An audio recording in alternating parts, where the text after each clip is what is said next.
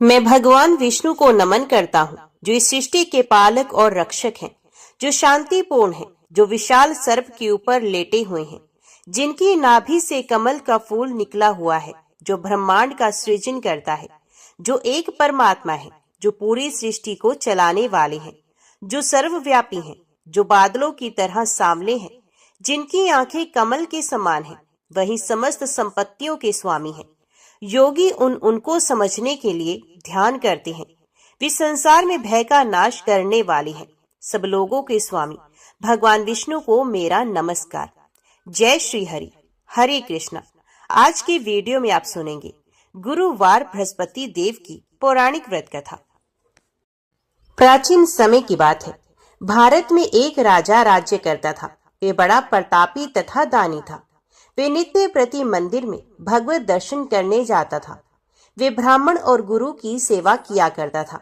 उसके द्वार से कोई भी याचक निराश होकर नहीं लौटता था। वे प्रत्येक गुरुवार को व्रत रखता एवं पूजन करता था। हर दिन गरीबों की सहायता करता था, परंतु ये सब बातें उसकी रानी को अच्छी नहीं लगती थी। वे ना तो व्रत करती और ना किसी को एक पैसा भी दान में देती थी। वे राजा से भी ऐसा करने को मना करती थी।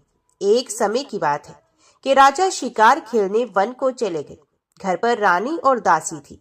उस समय भगवान बृहस्पति देव साधु का वेश धारण कर राजा के दरवाजे पर भिक्षा मांगने के लिए आए।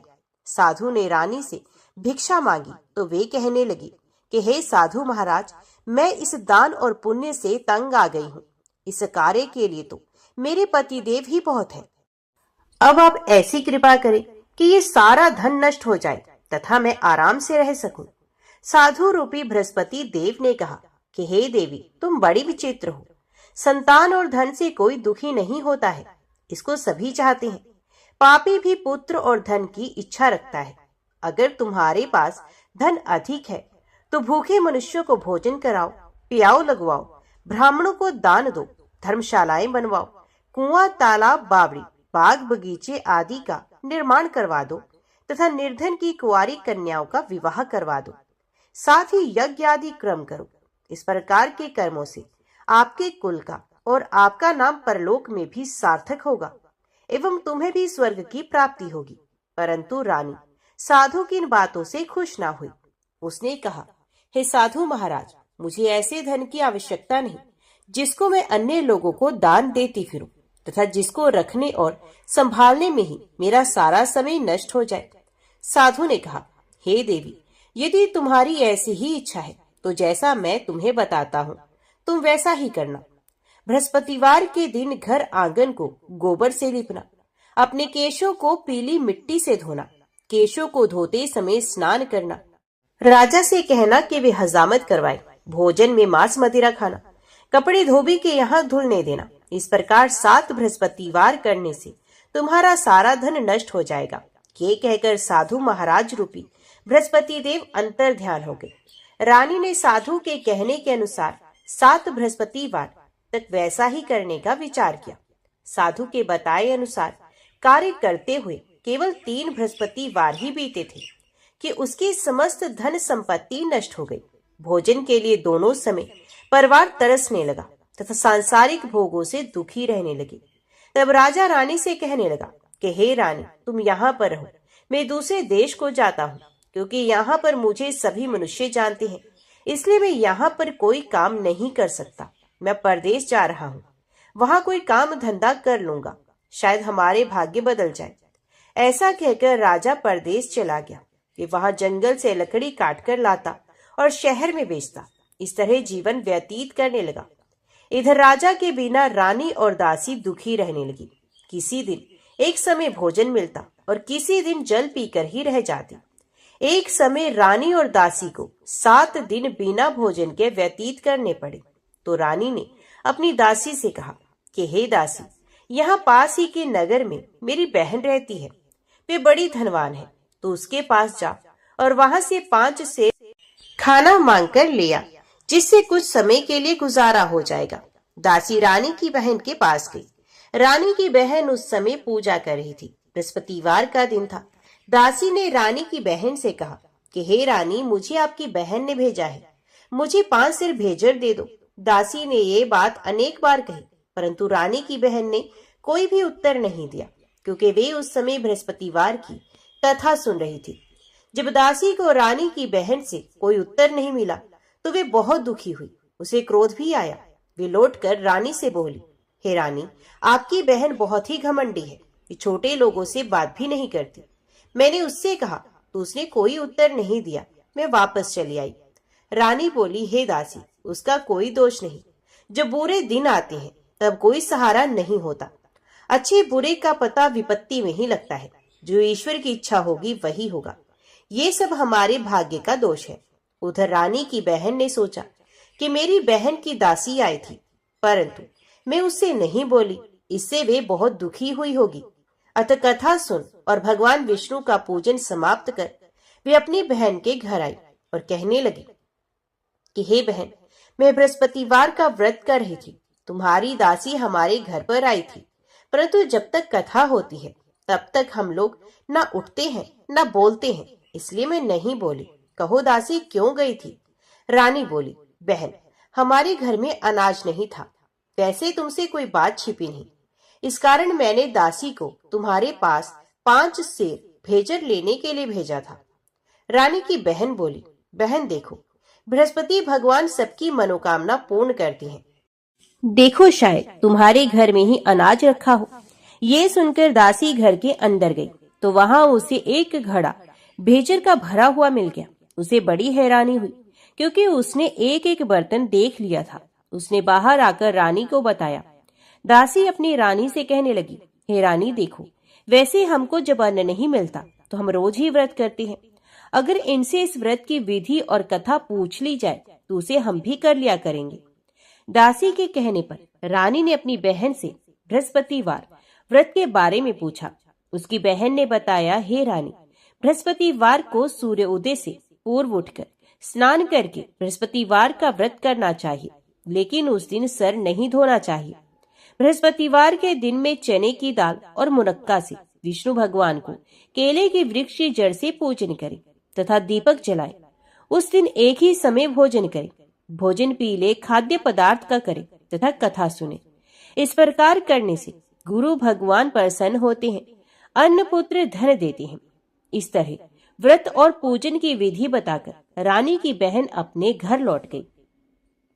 रानी और दासी दोनों ने निश्चय किया कि वे बृहस्पति देव भगवान का पूजन जरूर करेंगी। 7 दिन के बाद जब बृहस्पतिवार आया तो उन्होंने व्रत को रखा। घुड़साल में जाकर चना और गुड़ बीन लाई तथा उसकी डाल से केले की जड़ में विष्णु भगवान का पूजन किया। अब भोजन कहाँ से आए? दोनों बड़ी दुखी हुई, परंतु उन्होंने व्रत किया था, इस कारण देव बृहस्पति भगवान प्रसन्न हो गए। वे एक साधारण व्यक्ति के रूप में 2 थालों में सुंदर पीला भोजन लेकर आए और दासी को देकर बोले, हे दासी, ये भोजन तुम्हारे और रानी के लिए है, तुम दोनों करना। दासी भोजन पाकर बड़ी प्रसन्न हुई और रानी से बोली, रानी जी, भोजन कर लो। रानी को भोजन आने के बारे में कुछ पता नहीं था, इसलिए वे दासी से बोली, जा तू ही भोजन कर, क्योंकि तू हमारी व्यर्थ में हंसी उड़ाती है। दासी बोली, एक व्यक्ति अभी भोजन दे गया है।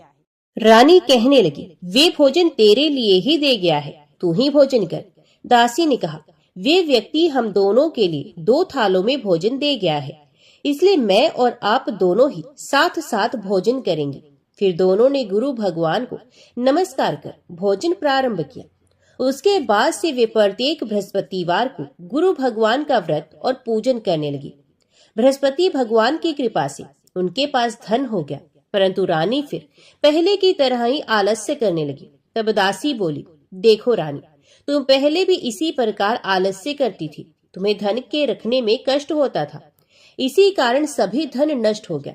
अब गुरु भगवान की कृपा से धन मिला है तो फिर तुम्हें आलस्य होता है। बड़ी मुसीबतों के साथ हमने ये धन पाया है, इसलिए हमें दान पुण्य करना चाहिए। तुम भूखे मनुष्य को भोजन करवाओ, प्याऊ लगवाओ, ब्राह्मणों को दान दो, कुआं तालाब बावड़ी आदि का निर्माण करवाओ, मंदिर पाठशाला बनवाकर दान दो, कुंवारी कन्याओं का विवाह करवा दो। धन को शुभ कार्यों में खर्च करो, जिससे तुम्हारे कुल का यश बढ़े तथा स्वर्ग प्राप्त हो और पितृ प्रसन्न हो। दासी की बात मानकर रानी ने इसी प्रकार के कर्म करने शुरू किए, जिससे उनका काफी यश फैलने लगा। एक दिन रानी और दासी आपस में विचार करने लगी कि ना जाने राजा किस दशा में होंगे, उनकी कोई खोज खबर भी नहीं है। उन्होंने श्रद्धा पूर्वक गुरु बृहस्पति भगवान से प्रार्थना की कि राजा जहां कहीं भी हो शीघ्र वापस आ जाए। उधर राजा परदेश में बहुत दुखी रहने लगा। ये प्रतिदिन जंगल से लकड़ी बीनकर ले आता और उसे शहर में बेचकर अपने दुखी जीवन को बड़ी कठिनता से व्यतीत करता। एक दिन दुखी हो अपनी पुरानी बातों को याद करके वे रोने लगा और उदास हो गया। उसी समय राजा के पास बृहस्पति देव साधु के वेश में आकर बोले, हे लकड़हारे, तुम इस सुनसान जंगल में किस चिंता में बैठे हो, मुझे बताओ। ये सुनकर राजा के नेत्रों में जल भर आया। साधु की वंदना कर राजा ने अपनी संपूर्ण कहानी सुना दी। महात्मा दयालु होते हैं। वे राजा से बोले, हे राजा, तुम्हारी पत्नी ने बृहस्पति देव के प्रति अपराध किया था, जिसके कारण तुम्हारी ये दशा हुई। अब तुम चिंता मत करो, भगवान तुम्हें पहले से भी अधिक धन देंगे। देखो, तुम्हारी पत्नी ने बृहस्पतिवार का व्रत प्रारंभ कर दिया है। अब तुम भी बृहस्पतिवार का व्रत करके चने की दाल व गुड़ जल के लोटे में डालकर केले का पूजन करो, फिर कथा कहो या सुनो। भगवान तुम्हारी सब कामनाओं को पूर्ण करेंगे। साधु की बात सुनकर राजा बोला, हे प्रभु, लकड़ी बेचकर तो इतना पैसा भी नहीं बचता जिससे भोजन के उपरांत कुछ बचा सकूं। मैंने रात्रि में अपनी रानी को व्याकुल देखा है। मेरे पास कोई साधन नहीं जिससे उसका समाचार जान सकूं। फिर मैं कौन सी कहानी कहूं, ये भी मुझको मालूम नहीं। साधु ने कहा, हे राजा, मन में बृहस्पति भगवान की पूजन व्रत का निश्चय करो, वे स्वयं तुम्हारे लिए कोई राह बना देंगे। बृहस्पतिवार के दिन तुम रोजाना की तरह लकड़ियां लेकर शहर में जाना। तुम्हें रोज से 2 गुना धन मिलेगा, जिससे तुम भलीभांति भोजन कर लोगे तथा बृहस्पति देव की पूजा का सामान भी आ जाएगा। जो तुमने बृहस्पतिवार की कहानी के बारे में पूछा है, वे इस प्रकार है। प्राचीन काल में एक ब्राह्मण था। वे बहुत निर्धन था। उसके कोई भी संतान नहीं थी। उसकी स्त्री बहुत ही मलिनता के साथ रहती थी। वो ना तो स्नान करती, ना ही किसी देवता का पूजन करती। इस कारण ब्राह्मण देवता बहुत दुखी रहते थे। बेचारे बहुत कुछ कहते थे, किंतु उसका कोई परिणाम नहीं निकला। भगवान की कृपा से ब्राह्मण के घर में एक कन्या का जन्म हुआ। कन्या समय के साथ बड़ी होने लगी। वे कन्या प्रातः काल में स्नान करके भगवान विष्णु का जप करती थी। कन्या ने बृहस्पतिवार का व्रत भी नियम पूर्वक करना प्रारंभ कर दिया। पूजा पाठ समाप्त होने पर पाठशाला जाती तो अपनी मुट्ठी में जौ भर के ले जाती और पाठशाला के मार्ग में डालती जाती। लौटते समय वही जौ स्वर्ण के हो जाते तो उनको बीनकर घर ले आती। एक दिन वह कन्या सूप में उन सोने के जौ को फटक कर साफ कर रही थी। तभी कन्या की माँ ने देख लिया और कहा कि हे बेटी, सोने के जौ को फटकने के लिए तो सोने का सूप भी होना चाहिए। दूसरे दिन बृहस्पतिवार का दिन था। कन्या ने व्रत रखा और बृहस्पति देव से प्रार्थना की कि हे बृहस्पति देव, मुझे सोने का सूप दे दो। बृहस्पति देव ने उसकी प्रार्थना स्वीकार की। फिर रोजाना की तरह वे कन्या जो फैलाती हुई पाठशाला चली गई। पाठशाला से लौटकर जब वे नित्य की भांति जो बीन रही थी तो बृहस्पति देव की कृपा से उसे सोने का सूप मार्ग में पड़ा हुआ मिला। उस सोने के सूप को वे घर ले आई और उसे जो साफ करने लगी, परंतु उसकी माँ का वही ढंग रहा। एक दिन की बात है, जब कन्या सोने के सूप में जो साफ कर रही थी, उसी समय जिस नगर में कन्या और उसका परिवार रहता था, उसी नगर का राजकुमार उसके घर के पास से निकला। कन्या के रंग और रूप को देखकर वे कन्या पर मोहित हो गया। जब वह अपने राजमहल में आया तो वह बहुत उदास हो गया, बिना भोजन किए ही लेट गया। राजा को जब राजकुमार द्वारा अन्न जल त्यागने का समाचार ज्ञात हुआ तो अपने मंत्रियों के साथ वे राजकुमार के पास गया और पूछा कि हे पुत्र, तुम्हें किस बात का दुख है और तुमने भोजन क्यों त्याग दिया है? राजकुमार ने कहा कि हे पिताश्री, मुझे किसी बात का दुख नहीं, परंतु मैं उस लड़की से विवाह करना चाहता हूँ जो सोने के सूप में सोने के जौ साफ कर रही थी।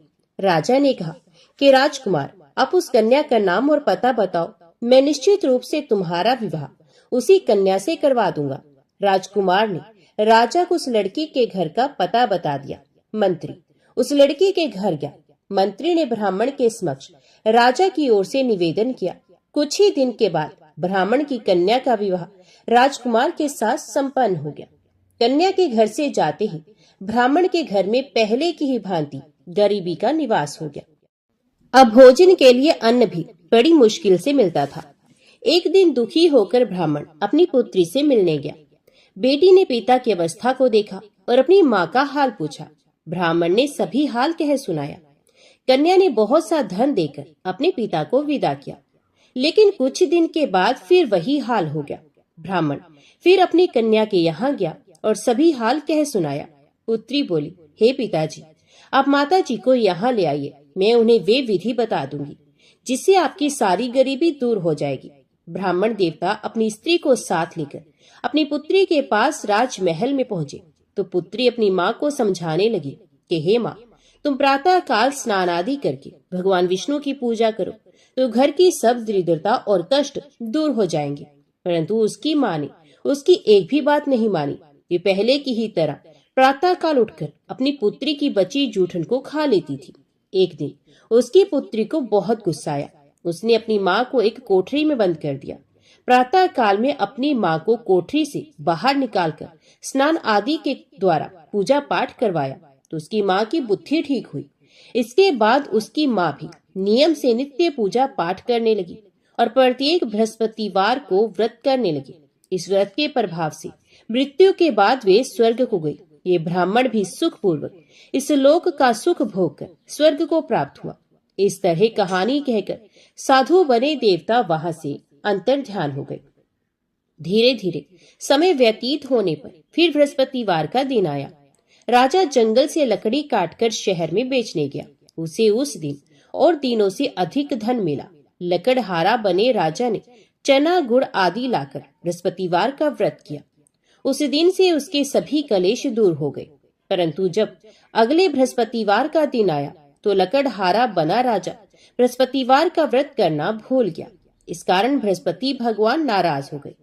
उस दिन उस नगर के राजा ने विशाल यज्ञ का आयोजन किया था तथा अपने समस्त राज्य में घोषणा करवा दी कि सभी राजमहल में भोजन करने आए, कोई अपने घर में खाने के लिए चूल्हा ना जलाए।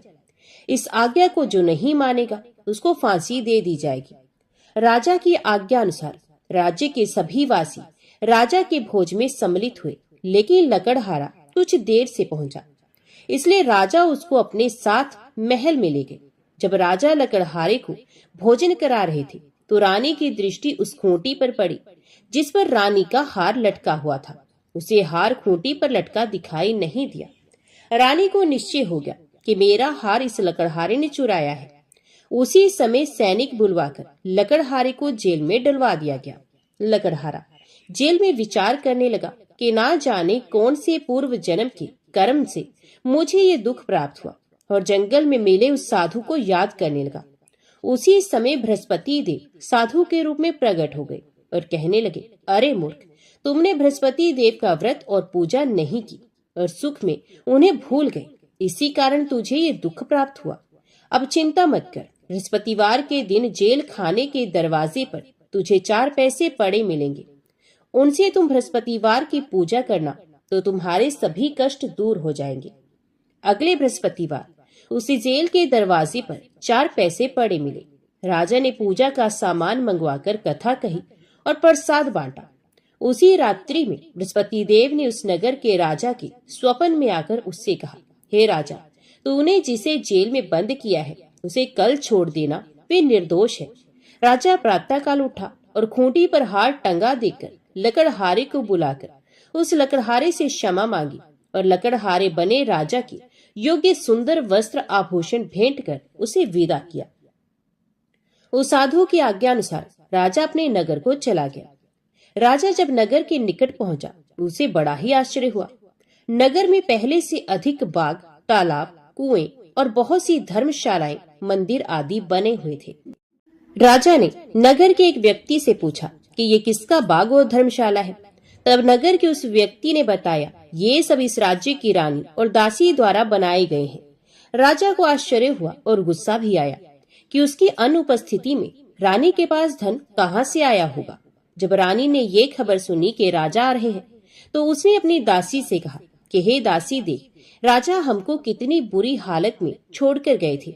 ये हमारी ऐसी हालत देखकर लौट ना जाए, इसलिए तू दरवाजे पर खड़ी हो जा। रानी की आज्ञा अनुसार दासी दरवाजे पर खड़ी हो गई और जब राजा आए तो उन्हें अपने साथ महल में ले आई। तब राजा ने क्रोध करके अपनी तलवार निकाली और पूछने लगा, बताओ ये धन तुम्हें कैसे प्राप्त हुआ? तब रानी ने सारी कथा कह सुनाई। राजा ने निश्चय किया कि मैं रोजाना दिन में 3 बार कहानी कहा करूंगा और रोज व्रत किया करूंगा। अब हर समय राजा के दुपट्टे में चने की दाल बंधी रहती तथा दिन में 3 बार कथा कहता। एक रोज राजा ने विचार किया कि चलो अपनी बहन के यहाँ हुआ। इस तरह का निश्चय कर राजा घोड़े पर सवार हो अपनी बहन के यहाँ चल दिया। मार्ग में उसने देखा कि कुछ आदमी एक मुर्दे को लिए जा रहे हैं। उन्हें रोककर राजा कहने लगा, अरे भैया, मेरी बृहस्पतिवार की कथा सुन लो। वे लोग बोले, लो हमारा तो आदमी मर गया है, इसको अपनी कथा की पड़ी है। परंतु कुछ आदमी बोले, अच्छा कहो, हम तुम्हारी कथा भी सुनेंगे। राजा ने दाल निकाली और कथा कहना शुरू किया। जब कथा आधी हुई तो मुर्दा हिलने लगा और जब कथा समाप्त हुई तो राम राम करके वे मुर्दा खड़ा हो गया। राजा आगे बढ़ा। उसे चलते चलते शाम हो गई। आगे मार्ग में उसे एक किसान खेत में हल चलाता मिला। राजा ने उससे कथा सुनने का आग्रह किया, लेकिन वे नहीं माना। राजा आगे चल पड़ा। राजा के हटते ही बैल पछाड़ खाकर गिर गए तथा किसान के पेट में बहुत जोर से दर्द होने लगा। उसी समय किसान की माँ रोटी लेकर आई। उसने जब देखा तो अपने पुत्र से सब हाल पूछा। बेटे ने सभी हाल बता दिया। बुढ़िया दौड़ी दौड़ी उस घुड़सवार के पास पहुंची और उससे बोली, मैं तेरी कथा सुनूंगी, तू अपनी कथा मेरे खेत पर ही चलकर कहना। राजा ने लौटकर बुढ़िया के खेत पर जाकर कथा कही, जिसके सुनते ही बैल खड़े हो गए तथा किसान के पेट का दर्द भी बंद हो गया। राजा अपनी बहन के घर पहुंच गया। बहन ने भाई की खूब मेहमानी की। दूसरे रोज प्रातःकाल राजा जागा तो वे देखने लगा कि सब लोग भोजन कर रहे हैं। राजा ने अपनी बहन से जब पूछा, ऐसा कोई मनुष्य है जिसने भोजन ना किया हो, जो मेरी बृहस्पतिवार की कथा सुन ले? बहन बोली, हे भैया, ये देश ऐसा ही है। यहाँ लोग पहले भोजन करते हैं, बाद में कोई अन्य काम करते हैं। फिर एक कुम्हार के घर में गई, जिसका लड़का बीमार था। उसे मालूम हुआ कि उसके यहाँ 3 दिन से किसी ने भोजन नहीं किया है। रानी ने अपने भाई की कथा सुनने के लिए कुम्हार से कहा। वे तैयार हो गया। राजा ने जाकर बृहस्पतिवार की कथा कही, जिसको सुनकर उसका लड़का ठीक हो गया। अब तो राजा की पूरे राज्य में प्रशंसा होने लगी। एक दिन राजा ने अपनी बहन से कहा कि हे बहन, मैं अब अपने घर जाऊंगा, तुम भी तैयार हो जाओ। राजा की बहन ने अपनी सास से अपने भाई के साथ जाने की आज्ञा मांगी। सास बोली, हाँ चली जा, मगर अपने लड़कों को मत ले जाना, क्योंकि तेरे भाई के कोई संतान नहीं होती। बहन ने अपने भाई से कहा, हे भैया, मैं तो चलूंगी, मगर कोई बालक नहीं जाएगा। अपनी बहन को भी छोड़कर दुखी मन से राजा अपने नगर को लौट आया। राजा ने अपनी रानी से सारी कथा बताई और बिना भोजन किए पिछैया पर लेट गया। रानी बोली, हे प्रभु, बृहस्पति देव ने हमें सब कुछ दिया है, ये हमें संतान भी अवश्य देंगे। उसी रात बृहस्पति देव ने राजा को स्वप्न में कहा, हे राजा, उठ, सभी सोच त्याग दे, तेरी रानी गर्भवती है। राजा को ये जानकर बड़ी खुशी हुई। 9वें महीने रानी के गर्भ से एक सुंदर पुत्र पैदा हुआ। तब राजा बोला, हे रानी, स्त्री बिना भोजन के रह सकती है, परंतु बिना कहे नहीं रह सकती। जब मेरी बहन आए तो तुम उससे कुछ मत कहना। रानी ने हाँ कर दी। जब राजा की बहन ने ये शुभ समाचार सुना तो वे बहुत खुश हुई तथा बधाई लेकर अपने भाई के यहाँ आई। रानी ने तब उसे आने का उलाहना दिया। जब भाई अपने साथ ला रहे थे तब टाल गई, उनके साथ नहीं आई और आज अपने आप ही भागी भागी बिना बुलाए ही आ गई। तो राजा की बहन बोली, मैं इस प्रकार ना कहती तो तुम्हारे घर औलाद कैसे होती। बृहस्पति देव सभी की कामनाएं पूरी करते हैं।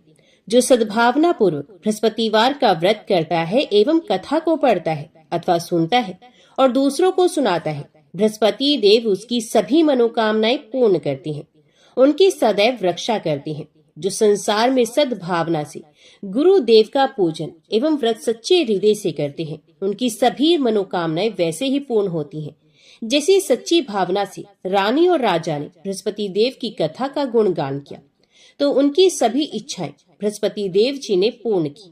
अनजाने में भी बृहस्पति देव की उपेक्षा ना करें, ऐसा करने से सुख शांति नष्ट हो जाती है। इसलिए सबको कथा सुनने के बाद प्रसाद लेकर ही जाना चाहिए। हृदय से उनका मनन करते हुए जयकारा बोलना चाहिए। तो सब प्रेम से बोलो, बृहस्पति भगवान की जय, भगवान विष्णु की जय।